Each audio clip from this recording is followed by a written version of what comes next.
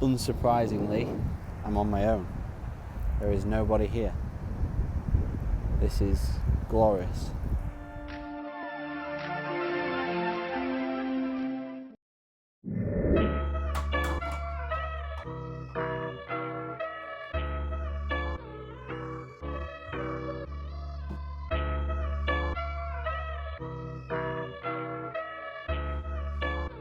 It's not personal, son. It's strictly business.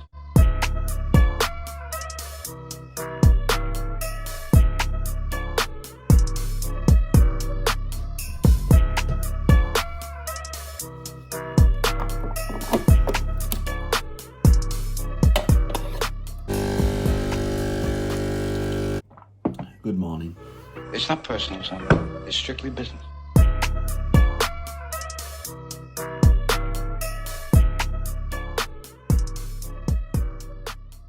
Three fried eggs on some rye bread, avocado, and a little bit of spinach.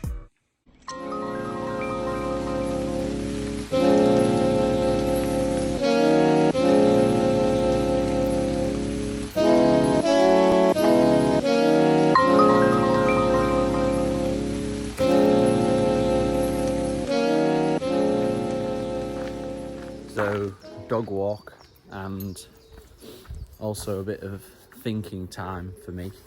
To approach the title of this video, COVID-19 and the effects this has had. Obviously, let's look at the bigger picture.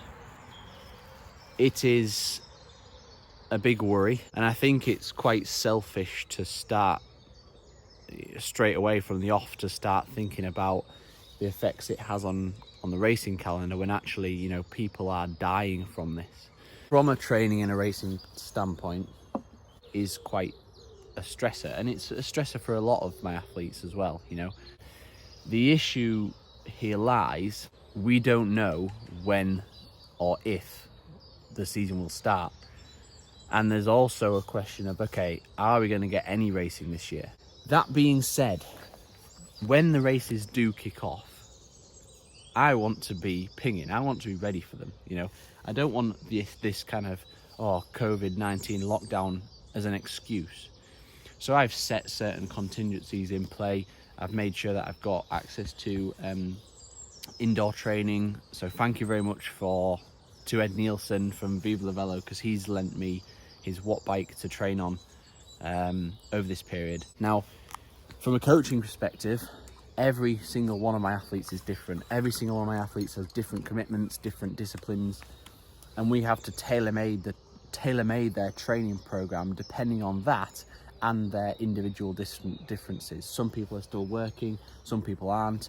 Some people have good recovery rates, some people have got all the time in the world to train, some people are keen, some people aren't. And yeah, every single one of my athletes were micromanaging to suit every single day, and it's a daily changing environment that we're having to deal with. Last week I put out a Instagram story question just to say, is there anything you want me to include in this video content or explain a little bit better that you don't yet know about me or about my coaching services? And one question which actually popped up a couple of times was, what training do I do and how does my training week look? For you guys to be interested in, you know, what I get up to training wise is quite interesting to me, because I am by no means a pro rider, by no means a good, really top end rider. You know, my training program to me is fairly normal compared to what I see in some of my athletes. And especially over the past couple of years, now that I am coaching full time, I have realized just how normal my numbers are. You know, it's quite demoralizing sometimes when you go out and you put a really solid training session in, you're really happy with the numbers, and then I come home and I analyze one of my athletes' datas, and you know, this is athletes that I will be racing against as well. One of my athletes, an example, just did a CP20 test the other week, and he's like 70 kilos, and he just put out a 410 watt CP20 test. and like my mind just blows. Like, but anyway, to approach the topic, my training in a week varies a hell of a lot.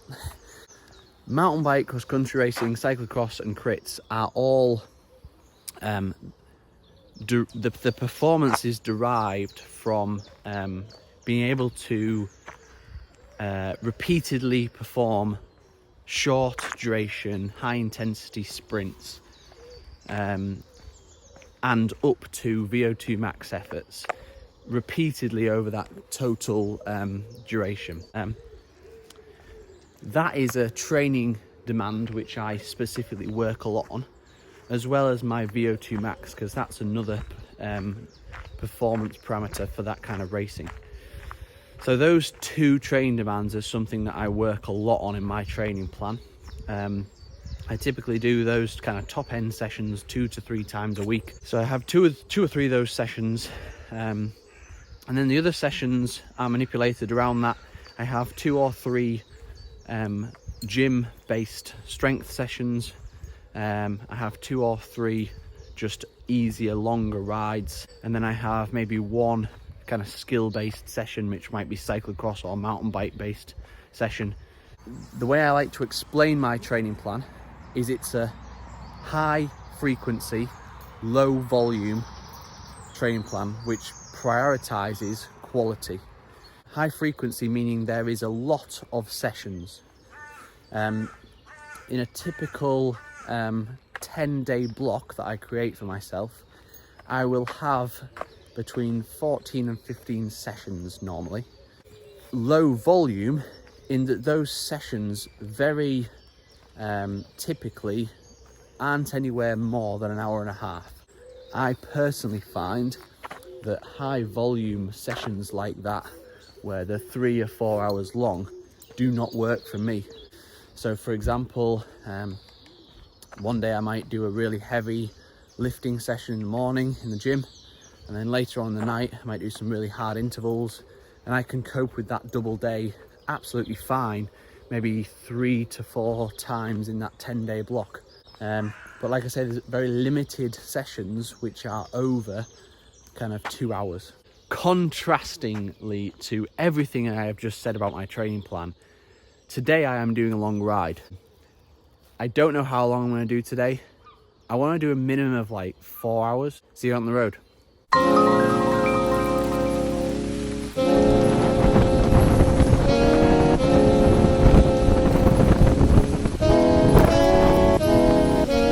we're in. Gilets off, arm warmers off.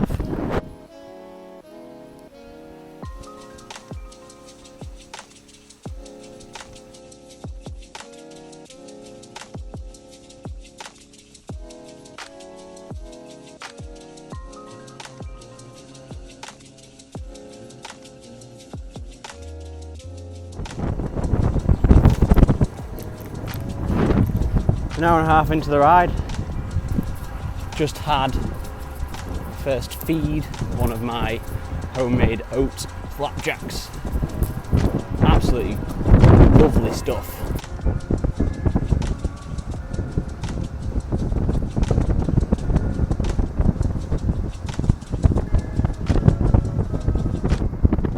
Just arrived at the beach from Flamborough Head.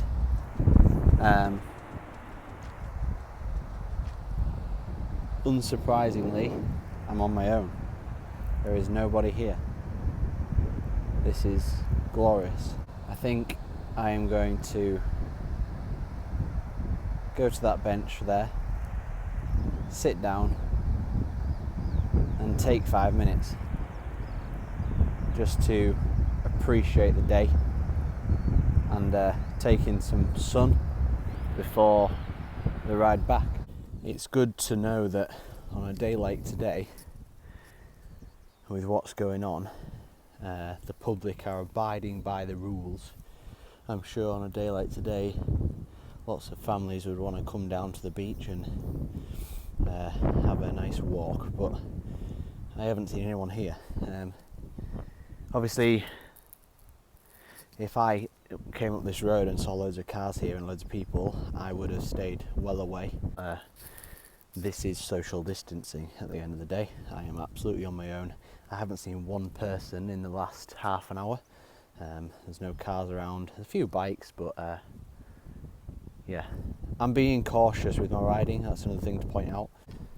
If I was to take a risk and fall off or get a puncture on a descent or things like that, and then need the help of the emergency services or the help of others, then obviously that would be an issue that they shouldn't have to deal with at times like this. But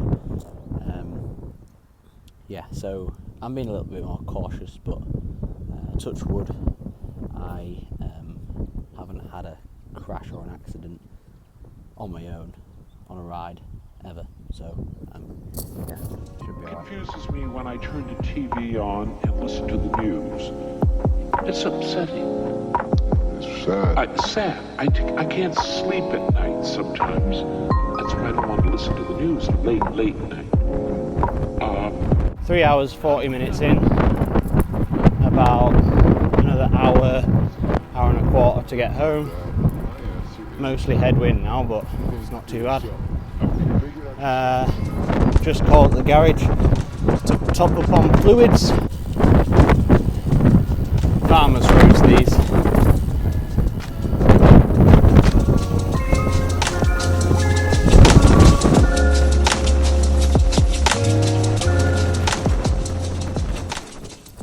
Now then, just rolling home now, the last few minutes. About to finish the ride. 82 miles, 4 hours 25. Normalised power 225. Average speed 18.3. Felt good.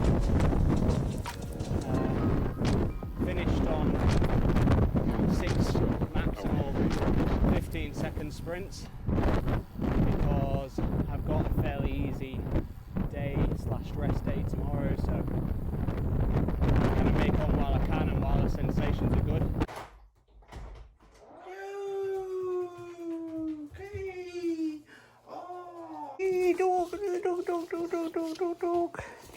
What a welcome. So back from my ride. It's a good one. Like I say, glorious weather, kind of making on as much as I can. One thing I'll just mention in terms of how you judge a ride and how you feel you went on that ride is actually just based on how you feel when you get back. It's often overlooked, just the sensation that you have in yourself when you get back from a ride.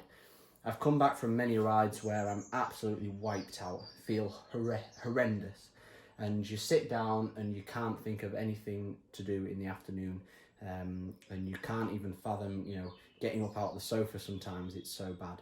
Today I've just done 4.5 hours in the saddle, and I feel fresh when I get back, and that's something to be said by the right nutrition protocols during the ride, the right kind of pacing of efforts. Yeah, look up what I was saying about sprinting at the end of an endurance ride, because there is something to be said for it. Obviously, you can't do it every time. If you've got a sprint session the next day or a VO2 max session the next day, it's not ideal. But in certain scenarios, such as this one where I've got a rest day tomorrow, it's appropriate. So I'm going to leave the vlog there. If you wouldn't mind, if you enjoyed this video, please do like this video on YouTube and on Facebook and wherever I've shared it, and subscribe to my channel. Liking these videos is essentially the only way that I can quantify what people are doing with the videos. There's so many views and there's so many likes, but realistically I'm getting no profit from it, and it's a lot of effort of my time. But if you do enjoy the videos, then please just give me some kudos on there, because it really does help my motivation to make more of them. Obviously it takes a big chunk of my day. So until next time, see you later.